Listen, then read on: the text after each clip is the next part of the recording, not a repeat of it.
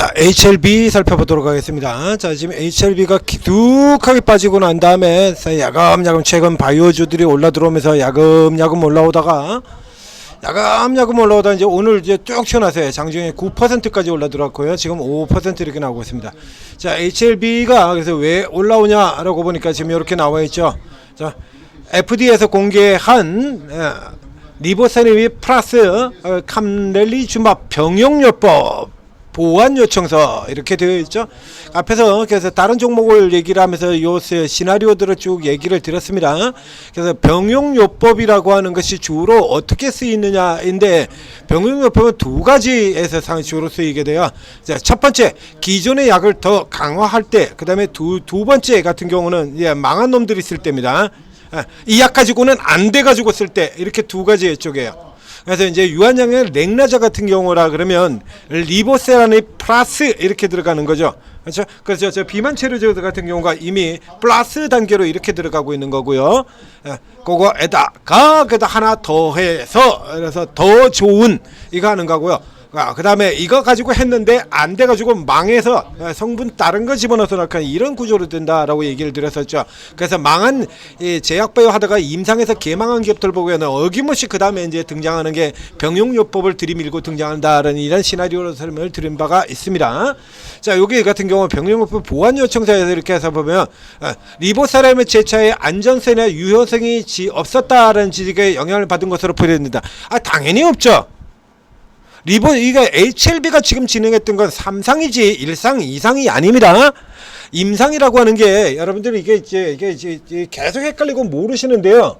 자, 제약바이오 임상은 1상, 2상, 3상이 있고요. 그 전에 전임상 단계가 있죠. 우선 전임상이 있고 그 다음에 1상, 2상, 3상 이렇게 들어가잖아요. 전임상에서 우선 이거는 일종의 시나리오를 돌려보는 단계다라고 보시면 돼요. 임상 들어가기 전에 그냥 간단하게 테스트를 해보는 겁니다. 이게 이제 임상으로 들어가도 될지 안 될지. 그 다음에 이제 임상 1상에 들어가게 돼서 하는 거는 임상의 1상의 핵심이 안전성이에요. 안전성. 그래서 이걸 약을 약을 먹어도 되는 건지 안 되는 건지 이런 거 먹어도 되는지 안 되는지. 그 다음에 이제 두 번째 임상 2상에 들어가서는 유효성을 따지는 거고, 유효성이라는 이제 약을 먹어도 되는 약이긴 한데 이게 약발이 있는 건지 없는 건지 이건 이 얘기입니다. 아주 극단적으로 비교를 해보죠. 즉 이게 내가 머리 아파가지고 지금 약을 먹는데 두통약을 먹어야지 쥐약을 먹으면 안 되잖아요. 에? 쥐약은 쥐를 잡자고 만드는 약이지 사람이 먹어서 되는 약이 아니지 않습니까? 그러면 쥐약 같은 경우는 이거는 안전성이 그야말로 완전 극히 위험한 이런 독약인 거 아닙니까? 근데 이제 집에 예를 들어 좀 뭔지 모르는 영양제하고 이런 약들이 있다 이겁니다. 그걸 먹는다고 해서 탈은 안 나죠. 내가 머리 아파서 먹는데 집에 있는 영양제를 먹었다. 안전성에는 문제가 없어요. 탈은 안 나니까. 그거 먹었다고 탈 나는 건 아니지 않습니까? 그런데 문제는 두 번째, 유효성에서는 안 되죠. 내가 머리 아픈 데는 두통약을 먹어야지, 머리 아픈 데 영양제를 먹어야지 효과가 있냐, 약발이 있냐, 안 됐죠. 당연히 약발이 없는 겁니다. 요렇게 따져서 보는 거예요. 1상은 안전성, 2상은 유효성, 그럼 3상은 뭐냐 이거예요. 앞에 희귀질환 같은 경우에도 얘기를 드렸었습니다. 대표적으로 해서 이해하기 쉽게. 자, 희귀질환 치료제들 같은 경우 다 3상에서 다 자빠집니다. 3상에서 1상, 2상까지는 잘 가요. 3상에서 자빠져요. 3상에서. 그리고 이제 자빠지고 난 다음에 치료제가 정 없기 때문에 대표적으로 저 코아스템 캐몬이 실패했던 루게릭병 치료제 같은 경우가 그렇습니다. 현재까지 도전한 회사 중에 성공한 회사가 단 한 회사도 없어요. 루게릭병 치료제를 만든 회사가 현재까지 아무도 없습니다. 그렇기 때문에 다 들어가서 이건 만들면 환자가 그렇게 많지는 않지만 루게릭병 아주 절망적인 병이잖아요. 고치지 못하는 병. 그냥 완전 시체체로 흐느적거리다 그러다 죽어버리는 거 아닙니까? 그래서 이 약이 굉장히 비싸요. 지금 안 나와 있는 약인데도 굉장히. 그래서 희귀질환 같은 경우에는 그래서 3상에서 들어간 놈 중에 치료제가 없는 경우, 긴급한 경우에 그런 경우에는 아직 안 돼 있는 애들 같은 경우도 임시적으로 이거라도 써라 라고 승인 신청을 내주는 겁니다. 그래서 루게릭병 같은 경우에 치료제는 없는데 사용 승인이 나와 있는 거는 있죠. 바이젠셀에서 만든 루기릭병 치료제 같은 경우가 나와 있습니다. 이게 희귀질환들이 왜 3상에서 걸려버리게 되냐면 1상에서 안전성도 통과했고 2상에서 어느 정도 약발이 있다라고 통과했는데 3상에서 왜 걸렸냐 그러면 이게 약발이라는 것도 코스닥에 우리 이게 코스닥이나 바이오가 매번 제가 이거 순 개새끼들 그러고 허구한 날 때리고 있네 이런 얘기를 들었는데 이것도 때리는 것도 이유가 있다. 이거 바로 이런 케이스들 때문에 때리는 거예요. 이런 케이스들. 저쪽에 무슨 뭐 말도 안 되게 무슨 뭐보다 좋다 그러고 뭐 알트전보다 뛰어나다 그러고 뭐 클래시스보다 뛰어나다 그러고 방금 나갔었던 종목 같은 경우는 랭라저보다 뛰어나다 그러고 자빠져 있고요. 소나기는 이렇게 설레발이나 잔뜩 치고 있죠. 설레발이나 그 1차 임상 나가고 1차 평가에서 통계적 유의성을 확보를 못했다는 얘기 자체는 이거 지금 하나 안 하라는 얘기야. 근데 우리 바이오 회사들은 뭐라 그러냐면 안전성이나 유효성 같은 경우는 안전성 유해성 그거 나왔다 수치 나왔다고 하면 뭐하냐고. 통계적 유해성이 없는데 통계적 유해성을 확보를 하지 못했다는 얘기는 무슨 얘기냐 그러면 이거 그냥 이게 약을 먹고 난 건지 그냥 난 건지 알 수가 없다라는 얘기가 되는 거예요. 그냥 나올 수도 있잖아요. 저 같은 경우는 그렇습니다. 제가 젊었을 때 같은 경우에는 이 두통약을 아주 달고 살았었어요. 두통약을 다가가서 어딜 가건 관계없이 두통약을 항상 가지고 있어야 돼요. 두통이 언제 갑자기 거의 병적 수준으로 도져버리거든요. 그래서 한국경제TV에서 그 방송하면서도요 카메라 잠깐 돌아가 있을 때 그때 두통약 먹고 방송하고 이렇게 하기도 했었어요. 카메라가 앵커한테 쫙 돌아들어가 나한테 안 들어올 때 그때 잽싸게 두통약 먹고 그 다음에 다시 돌아오면 방송을 하고 이러기도 했었다는 얘기입니다. 근데 그때 개보린을 삼진작의 개보린을 먹었었는데 이 개보린이 뭐가 문제가 있냐라고 하면 그냥 약을 먹는데 약을 아주 독하게 세게 만들어놓은 약입니다.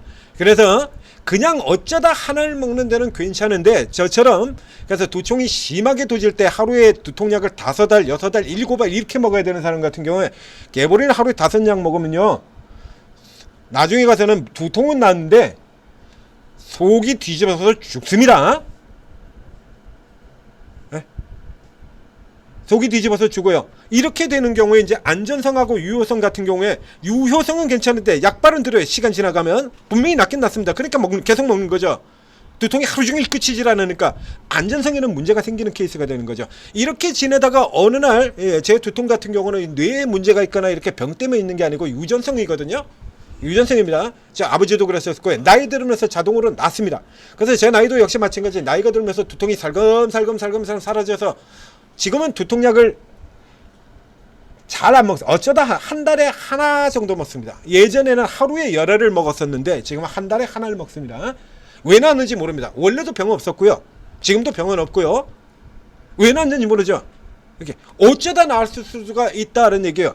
이게 약을 먹고 나은 건지 그냥 다른 요인으로 나은 건지 이걸 전혀 알 수가 없다라고 하는 게 그게 통계적 유의성이야. 그러면 이게 약 먹고 나은 건지 안 나은 건지도 모르는데 이게 무슨 약으로 무슨 의미가 있냐고. 그렇죠? 근데 이걸 가지고 사기를 쳐요. 종목들이 바이오사들이 우리 코스닥의 바이오사들이 지금 저 실패한 회사들 나오는 것처럼 이 약 실패했는데 그래서 적응증을 확대해가 병용요법을 우리는 끝까지 포기 이따위 개소리를 하면서 계속해서 작전성 시세만 만들어낸다는 얘기입니다. 이 역시도 이런 것 역시 마찬가지로 25년을 했습니다. 이 짓을.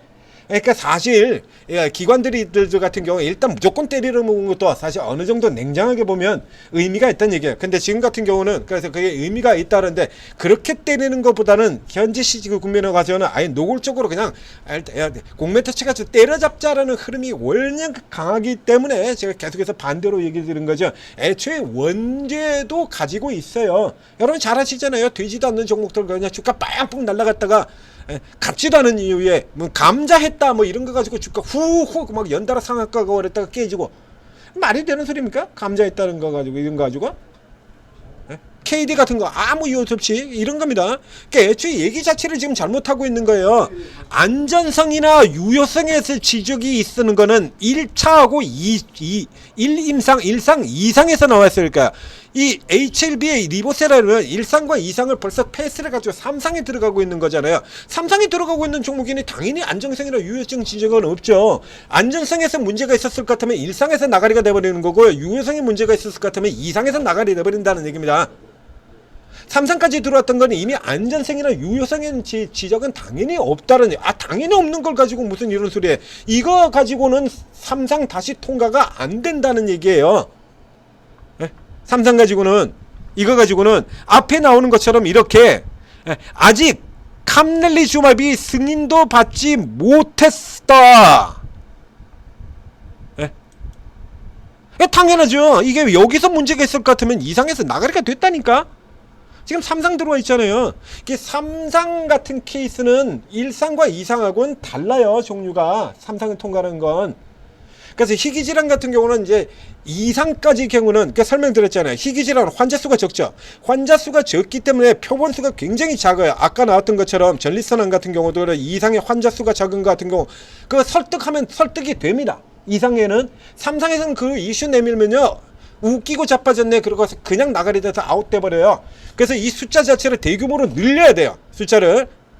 그래서 이 삼상에서는 저 앞쪽에서 나왔던 그 통계적 유의성 같은 경우를 다시 확보를 해야 되고, 그 다음에 위험 효용 일어나가지고 그냥 약이 좋다고 하더라도 안 돼요.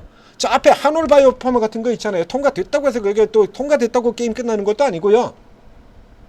삼상은 케이스가 달라요. 이게 전부 다 합쳐져 가지고 통과해야 되는 게 삼상이에요. 그러니까 일상은 안전하게만 하면 되고, 이상에서는 약발이 듣는지만 하면 되는 거고, 삼상에서는 이걸 다 합쳐 가지고 통과를 해야 되는 거예요. 다. 숫자도 환자 숫자 같은 경우도 뭐 20명 이래 가지고 삼상을 20명을 하겠다 안 나와요. 20명 숫자 가지고는 통계적 유의성이 확보가 되는 게 아니기 때문에. 자, 더 늘려라. 그 숫자 가지고. 그래서 우연히 약발이 드는 거면.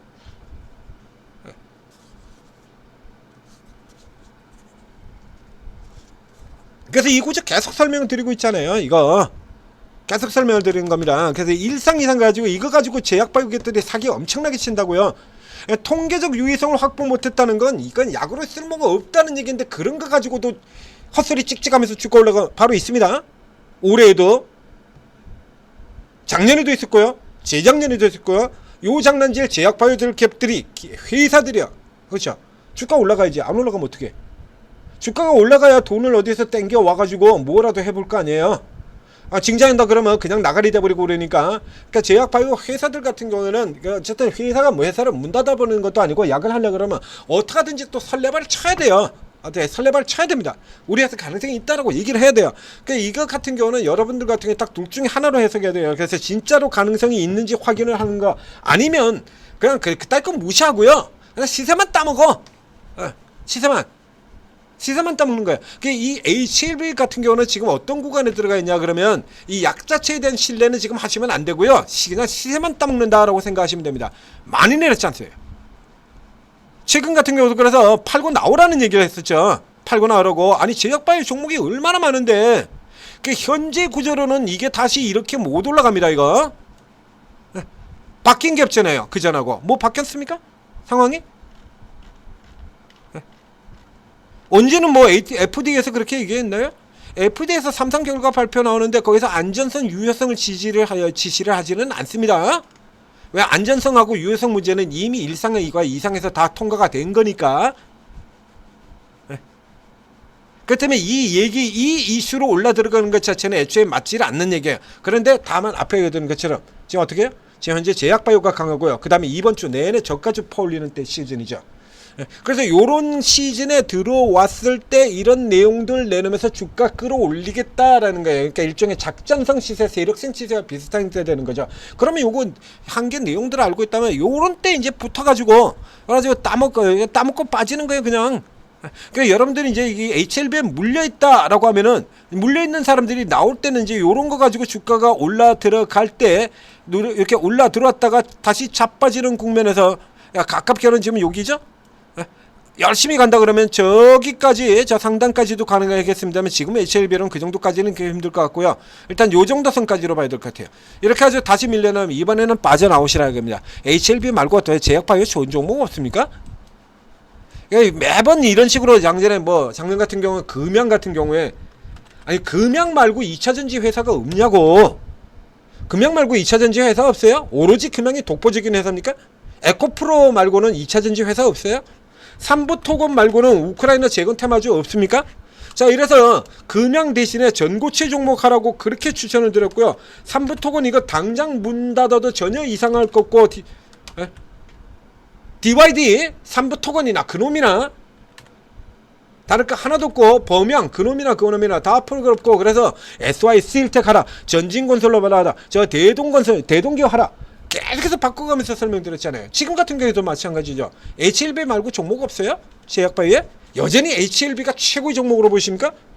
지금 제약바이오에서 최고를 다투는 종목이 저렇게나 늘어있는데 ABL도 있고 리가캠도 있고 알테오젠도 있고 펩트론도 있고 D&D 파마텍도 있고 지금 미친듯이 가고 있는 올릭스도 있고 모로노이도 있고 이렇게나 많은데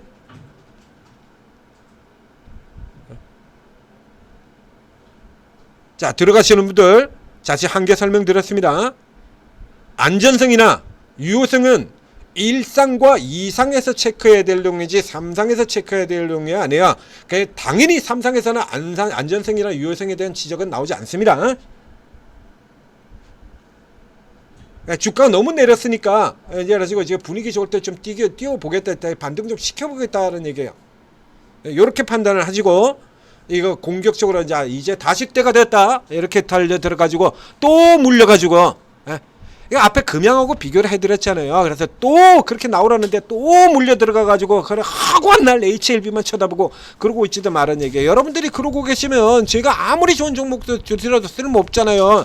두산 에너빌 하라, 현대 마린 엔진 해라, APL 해라 이런 거 진짜 좋습니다. 그래서 지금 단기로 같은 경우도 스테이블 코인도 들어가서 해먹고 로봇도 해먹고 지금 로봇 이 스마트 팩토리 기업들 얼마나 잘 나가고 있습니까? 지금 코닉 같은 종목들 지금 가는 거 봐봐요 이거. 그리고 새로운 종목들 지금 찾아서 알려드렸죠. 그거 지금 하나도 못 먹고 지금 다 그냥 시간만 날리는 거야. 시간만 날리고 있는 거예요. 자, 이제 자, 종목에서 종목 안 좋게 얘기했다 그러죠. 또 싫어요. 아이 저 새끼 또 이렇게 얘기하지 마시고요. 제가 여러분들하고 원수진 거 아니잖아요. 좋은 종목 들어가서 수익 내게 해주는데 계속 이런 데 들어가서 붙들려 있고 그러니까 답답해서 그러는 겁니다. 여기 좋은 종목들 이런 것이 단기적으로 단타 쳐가지고 날 수 있는 종목들 길게 묻어나고 묻어서 먹을 수 있는 종목들 뽑아들인 전문가 24명이나 있는데 왜 이런 데 가가지고서 무슨 인생 걸고 그냥 오기 싸움을 하고 있냐고요. 주식에서 오기 싸움을 하고 계시면 안 되잖아요.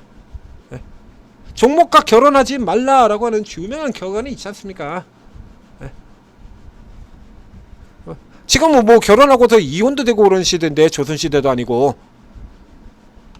자, 잘 들으시고 고원이라고 생각을 하세요. 잘 들으시고 활용을 하셔서 현명하게 대처하시기 바랍니다. 그리고 오르고 들어오셔서 도움 받으시고 여기서 못 먹었던 거 만회해 가세요.